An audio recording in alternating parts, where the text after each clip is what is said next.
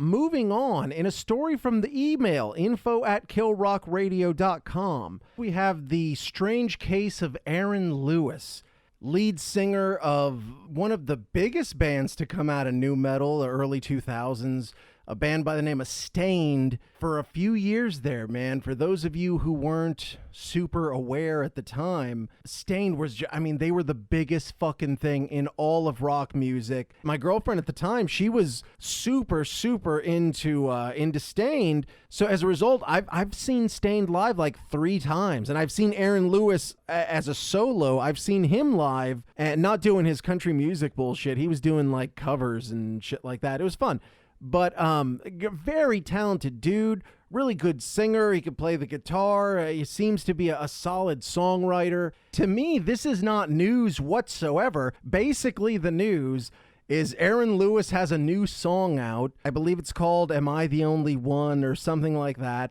And it's super it's super alt-righty. And the fucking cover of the single is the American flag, rock, flag, and eagle. Rock, flag, and eagle. It's funny because I can't think of any other musician that rock websites are going to literally take their new single and break down the lyrics line by line. I mean, I saw in a couple places the entire song is transcribed and laid out so you can read it. I assume it's only to trigger people and piss people off. In the song, Aaron Lewis, that is, he refers to, I guess, being bummed out that the Confederate statues are getting taken down, and he's concerned about the children, of course, because all these elites are out here. They're grinding up the kids, and then they're fucking eating them or shooting them in their veins. Or, oh, no, wait, they fuck them first. They fuck them, and then they fucking throw them up in that magic bullet, grind them up, chew them up, whatever the fuck they do. The elites do this to keep their beautiful, youthful looks and stay alive forever, because we see how youthful the Clintons... Hillary Clinton still looks so youthful, and Bill Clinton doesn't look like a shaven, haircut crypt keeper at all. Like, I could seriously buy the alien lizard shapeshifters before I could buy the QAnon bullshit. I mean, holy fuck, you guys. But you always have to sneak the kids in there. Are the kids going to be so forlorn that they can't hang out and look at the Confederate statues? Do you remember when you were a kid and you'd look at the statues and your eyes would well up with tears and the pride would fill your heart? No, that didn't happen. You don't even notice the fucking statues. You fucking smoke weed behind the statues. You piss on the statues. Nobody even cares. What else? Something about he dissed Bruce Springsteen. Listen, I'm always down for beef. Even as far as disses go, it wasn't very strong. It wasn't even as strong as, like, let's say, Lynyrd Skynyrd dissing Neil Young in their classic jam, Sweet Home Alabama. People forget, because Sweet Home Alabama is, as I said, classic jam. Everybody fucking loves it. That song is a pro-Nixon song, super red Republican shit going on in that jam. I am somebody, and if you've listened to this show, then you know this is true. I separate the artist from the art as much as I can. You know what I'm saying? There are times where you just can't fucking do it. But, like, I'm not one of these people who feel like famous people have to be nice, or they have to believe all the same shit I believe or whatever. Otherwise, I can't, in good conscience, be a fan of any of their art. I don't believe that necessarily. So I don't think just because Aaron Lewis has become this weird, like, super staunch right-wing supporter that it means it's impossible for him to make good music or anything. I can listen to music even if I don't like the guy making the music, like, for example, Ted Nugent. I think Ted Nugent is just a vile, vile piece of shit human being, having nothing to do with his political views, just him as a dude. He's a piece of shit. And that being said, you catch me all fucked up on a Saturday night, you hit me with fucking stranglehold or cat scratch fever or something like that, bro, I'm rocking out. I don't give a fuck that I think Ted Nugent himself is an asshole. I can separate the artist from the art. To create on the level that some of these people create is to be on a level that really no one else can understand. So I can understand if you're extreme. I can understand if you're abnormal. In the case of Aaron Lewis, you always wanted to give him credit because, man, you want to talk about a talented guy. This guy, for years, hit song after hit song after hit song. He was shitting gold, this guy. They got over off the Family Values tour with Limp Bizkit. They did like a live version of one of their songs where Fred Durst came out and did backup vocals or some shit. Fred Durst can't sing worth a fuck, but just, I guess, the rub, Limp Bizkit was so big at the moment, having Fred Durst in there, that got them on MTV. And from there on in, bro, they put the rocket on their ass straight to the top. Metal fans, dude, we are a loyal bunch. And if you truly get over with metal fans, they will stick with you and they will show up at your shows until you're in the fucking ground. You go to a Metallica show, it's like 3-4 generations deep as far as the age range. And I feel like Stained was on the precipice of being one of those bands, because I believe you got 3 hit albums in a row. And I mean, Aaron Lewis could have absolutely ridden this wave for the rest of his life, in a lot of ways.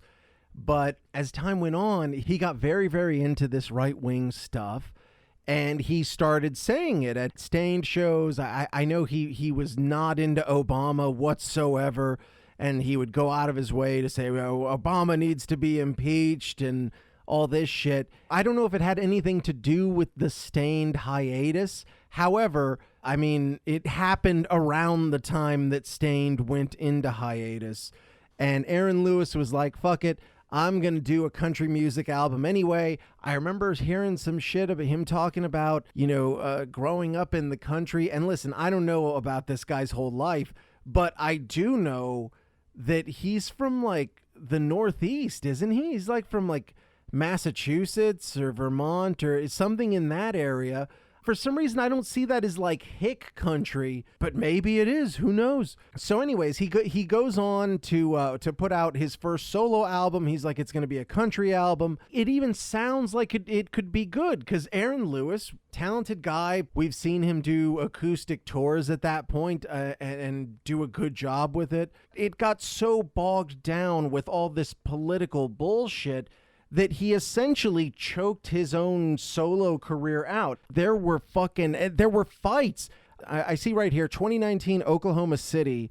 He was doing a solo performance. He was getting heckled. He ended up screaming at several audience members before finally he just fucking dropped his shit and left. The first album he put out, called The Road, in 2012, 220,000 records sold. So that's nice. Next album, Sinner, 146,000 records sold. That's, still decent.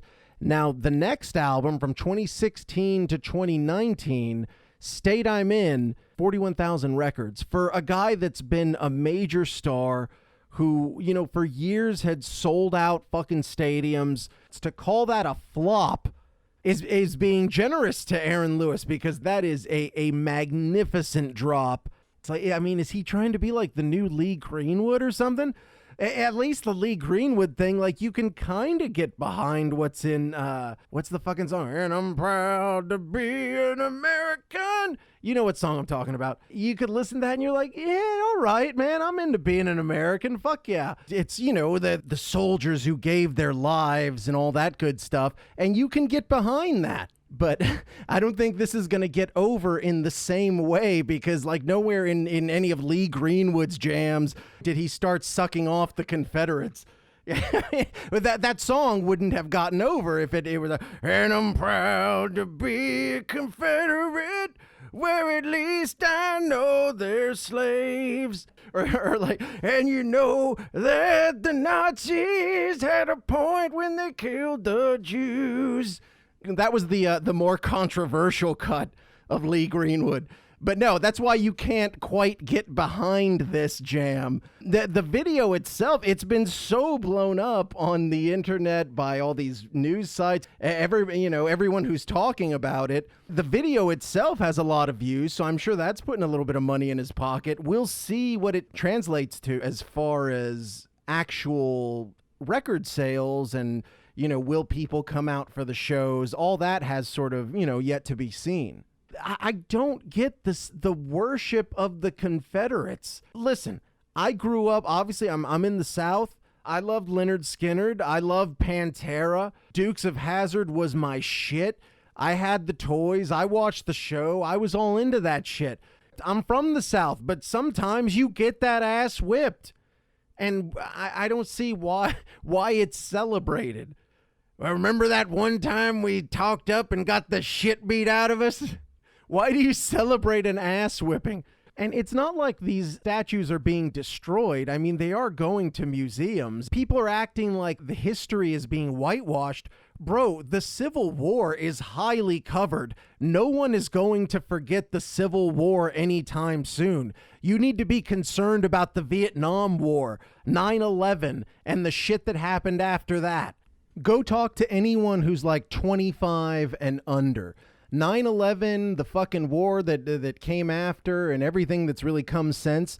Anything you find out about that, you learned from TV, movies, family members, personal accounts, because you don't learn any of that shit in school. Why is this shit not taught? There's a lot of stuff we need to really be concerned about as far as education and all that bullshit goes. But I mean, there are volumes and volumes and volumes written about the Civil War. There's a billion movies, both romanticizing it and shitting on it. I guess I just don't get why a Yankee gives a fuck about Southern statues and shit like that. And Aaron Lewis, he's ready to fucking die over it. Over the course of 3 albums, he's taken such a fucking blow to his general relevance. And I'm really interested to see going forward. I think there's a few festivals where Stained is supposed to headline, and I'm really interested to see what happens. I'm wondering if Aaron Lewis is going to pop off in between jams. From what we've seen, he likely will. I guess we'll see how willing to play ball Aaron Lewis is, because I mean, if I was in the band, I'd say, dude, I understand, but could you just shut the fuck up till we get cash in hand? I haven't made $1 in like 12 years. Please, please, please be quiet for one fucking day. But I don't know. If I were a betting man, I would say Aaron Lewis will absolutely pop off when the time comes. It'll be news again. But I mean, just another case of a guy who was essentially on top of the world. What band was bigger than Stained? From what I remember, those dudes were selling out fucking arenas, cashing big time checks, hits on actual mainstream radio. Probably one of the biggest bands of the last 20 years. I don't know, man. I guess maybe I'm too much of a capitalist. I don't get just throwing your shit away like that. Like, you literally worked your whole fucking life to get to this point, and it's like, well, I hate the president, and I'm going to fucking ride this into the ground. Aaron Lewis should get Tommy vexed, and they could do like an all douchebags who threw shitloads of money in the garbage fest or some shit like that. Coming to a pub near you. The dude from Stained, the dude from the band that did the cover of the song from the Cranberries. They're here, they love Trump, and they don't give a fuck what you think, snowflake ass bitch.